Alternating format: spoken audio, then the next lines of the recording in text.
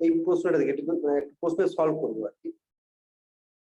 Below there is a ECG of a 25 years old man who is being investigated for recurrent hemoptysis and headache. এটা হলো একটা ওয়াসপির বই থেকে নেওয়া।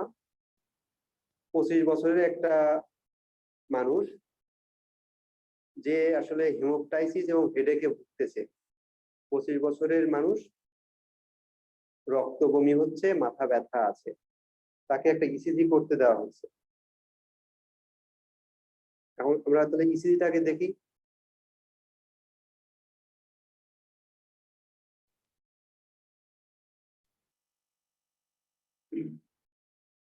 এই হলো সেই ইসিজি। ইসিজিতে আমি বলে দিচ্ছি, দেখো লিড 1 স্ট্যান্ডার্ড লিড 1 2 3 যেটা লিড 1 এ পি ওয়েভটা নেগেটিভ, লিড 1 এ পি ওয়েভটা নেগেটিভ, পি ওয়েভটা নরমালি পজিটিভ থাকার কথা, পজিটিভ ডিফ্লেকশন থাকার কথা, এখানে নেগেটিভ হলো লিড 1 এ। নরমালি এফভিআর যেটা, সেখানে কিউআরএস কমপ্লেক্স নেগেটিভ থাকবে, অর্থাৎ নিচের দিকে থাকবে, কিন্তু এখানে দেখো এফভিআরটা পজিটিভ, মানে উপরের দিকে আছে। 3 নম্বর পয়েন্ট যেটা আমরা নরমালি কি পাই, V1 এ কোনো আর ওয়েভ থাকে না, V1 এ কিউআরএস কমপ্লেক্সটা মেইনলি নেগেটিভ থাকে, অর্থাৎ এসটা বেশি থাকবে, আর খুব একটা থাকে না, থাকলে খুব মিনিমাম থাকে।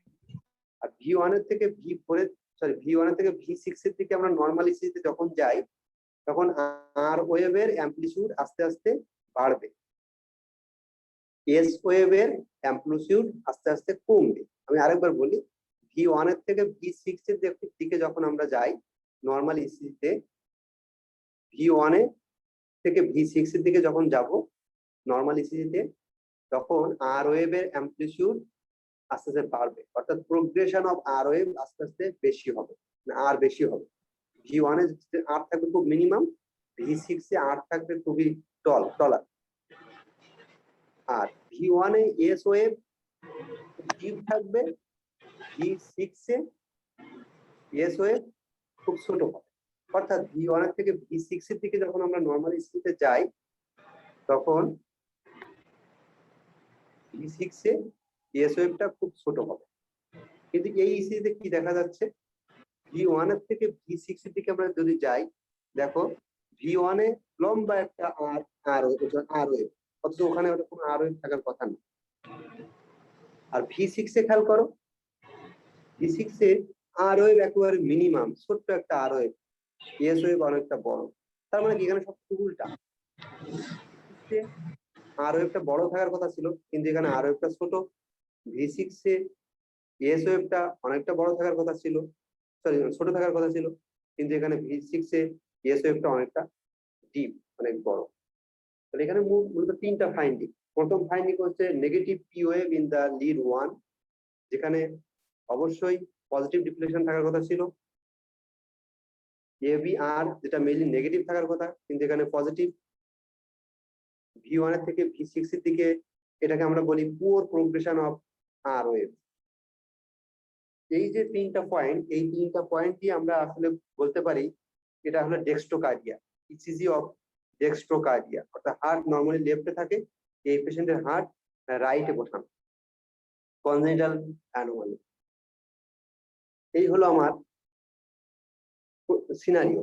কোর্সের আগে বলেছি, এখন ইসিজিটা দিলাম। এবার আমরা কিছু প্রশ্ন দেখি এবং উত্তর করার চেষ্টা করি।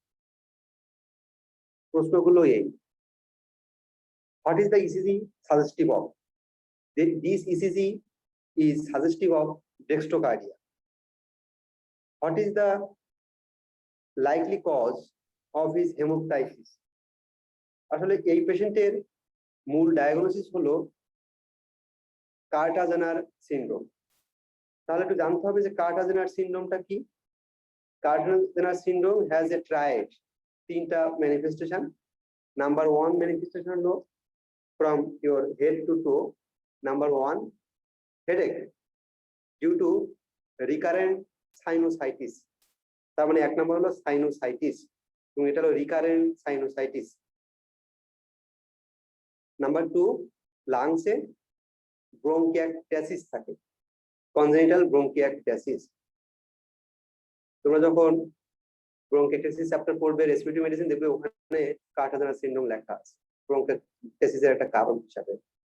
আর নাম্বার 3, সাইটাস ইনভার্সাস, অর্থাৎ যতগুলো ভিসারা আমাদের শরীরের ভিতরে আছে, ভিসারাগুলো সব উল্টা পাশে থাকবে, যার যেখানে থাকার কথা সে সেখানে না থেকে উল্টা পাশে থাকবে। তাহলে 3টা আরেকবার বলি, recurrent sinusitis, number 2 bronchiectasis, and number 3 situs inversus. What is the likely cause of this hemoptysis? Bronchiectasis is the likely cause of hemoptysis.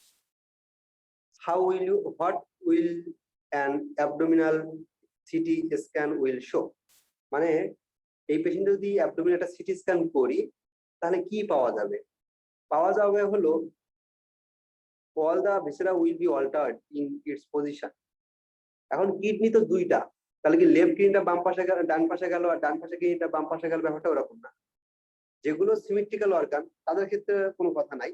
যেগুলো অ্যাসিমেট্রিক্যাল অর্গান, যেমন হার্ট, পেটে আছে আমাদের স্প্লিন, লিভার, স্টোমাক, ইন্টেস্টাইনাল লুপ মানে লার্জ গাট যদি বলি, সেগুলো উল্টা দিকে থাকবে। আমরা জানি যে আমাদের অ্যাপেন্ডিক্স থাকে রাইট আইলিয়াক সাথে, তাহলে এই পেশেন্টের ক্ষেত্রে তার অ্যাপেন্ডিক্স থাকবে লেফট আইলিয়াক। তার মানে সিটি স্ক্যানে বলতে হবে অ্যান্সারটা হলো situs inversus. What is the likely overall diagnosis? Overall diagnosis হলো Kartagener syndrome. Kartagener syndrome. Number question number হলো patient present with sudden severe pain in left iliac fossa with rebound tenderness. What cause you should suspect? অর্থাৎ এই পেশেন্টের left iliac ফোসাতে pain আছে, rebound tenderness. ওই যে একটু আগে বললাম এই পেশেন্টের অ্যাকিউট অ্যাপেন্ডিসাইটিস হয়েছে এবং সেই অ্যাপেন্ডিসটা যেহেতু লেফট আইলিয়াক ফোসাতে, এবং লেফট আইলিয়াক ফোসাতে একটা পেইন। তার মানে আমাদের জীবনে কখনো যদি কোনো পেশেন্টের লেফট আইলিয়াক ফোসাতে এত বেশি পেইন হয় যেটা সাজেস্টিভ অফ অ্যাকিউট অ্যাপেন্ডিসাইটিস, আর কেউ একজন যদি বলে কোনো জুনিয়র ডাক্তার বা কেউ যে ওর অ্যাপেন্ডিসাইটিস হয়েছে লেফট আইলিয়াক ফোসাতে, তুমি না জেনে বোকার মতো হেসে উড়িয়ে দিলে এটা কিন্তু ঠিক না। লেফট আইলিয়াক ফোসাতে অ্যাকিউট অ্যাপেন্ডিসাইটিস হতে পারে।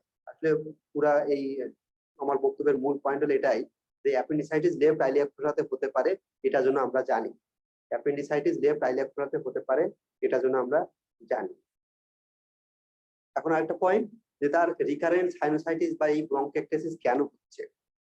আমাদের এই রেসপিরেটরি ট্র্যাক্ট, সাইনাস ট্র্যাক্ট মানে আমাদের আপার এন্ড লোয়ার রেসপিরেটরি ট্র্যাক্ট, এইসব জায়গাতে সিলিয়া থাকে, ছোট ছোট সিলিয়া থাকে। সিলিয়া গুলো মুভ করে, মুভমেন্ট এমন ভাবে করে যে কোনো ইন্টারনাল সিক্রেশন বা কোনো ফরেন বডি যদি ঢুকে যায় তাহলে এই সিলিয়ারি মুভমেন্টের মাধ্যমে আস্তে আস্তে বাইরের দিকে বেরোয় চলে আসে। তো এই পেশেন্টের আসলে সিলিয়ারি ডিসমোটিলিটি থাকে, অর্থাৎ সিলিয়ারি মুভমেন্ট গুলো ভালো হয় না, এই জন্য তার ব্রঙ্কিয়েক্টাসিস হয়। আমাদের নর্মালি তো কিছু সিক্রেশন হয় রেসপিরেটরি ট্র্যাক্টে, এই সিক্রেশন গুলো বা কোনো ফরেন পার্টিকেল যদি ঢুকে যায় আমাদের ইনহেলেশনের মাধ্যমে, তাহলে এই পেশেন্টের সিলিয়ারি ডিসমোটিলিটি থাকার কারণে এই ফরেন পার্টিকেল বা এই রেসপিরেটরি সিক্রেশন গুলো বাইরে বের হতে পারে না, আস্তে আস্তে জমে যায়। জমে যাওয়ার কারণে একট্যাসিয়া মানে ডাইলেটেড হয়ে যায়, ব্রঙ্কিউলস গুলো, স্মলার এয়ারওয়ে গুলো ডাইলেটেড হয়ে যায়, ব্রঙ্কিয়েক্টাসিস হয়। ব্রঙ্কিয়েক্টেসিয়া মানে ডাইলেটেড হয়ে যাওয়া, এটা একটা গেল। আর আমাদের পেরিনেজাল সাইনাস যেগুলো আছে সেখানেও এরকম ফরেন পার্টিকেল বা যে সিক্রেশন যেগুলো সেগুলো জমে যায়, জমে যাওয়ার কারণে সাইনোসাইটিস হয়, রিকারেন্ট সাইনোসাইটিস হয়, সেখান থেকে পেশেন্টের ক্রনিক হেডেক সিনড্রোমে ভুগতে পারে। আশেপাশে আরো কিছু সিলিয়া আমাদের অন্যান্য জায়গায় থাকে, যেমন কি বলে যে ওটা কি বলে এপিডিডাইমিস। এপিডিডাইমিসে ওখানে কিছু সিলিয়ারি মুভমেন্ট কাজ করে। তো ওই সিলিয়া গুলো যদি মুভমেন্ট ভালো না করে সেক্ষেত্রে তার ইনফার্টিলিটি ডেভেলপ করতে পারে ইন কেস অফ মেল।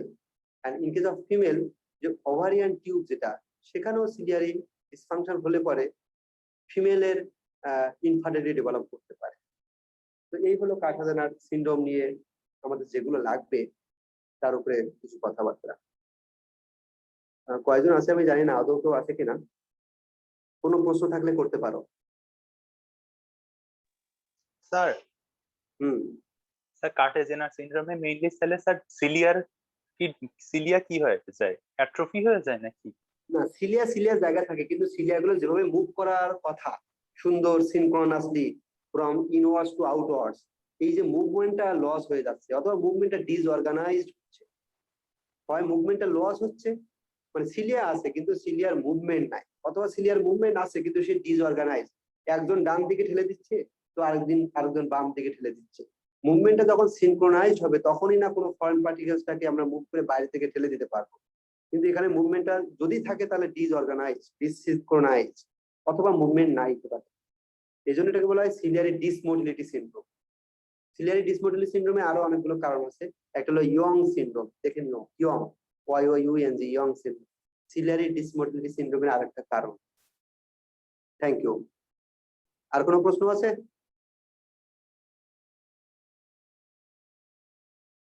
ঠিক আছে, থ্যাংক ইউ, সবাইকে ধন্যবাদ।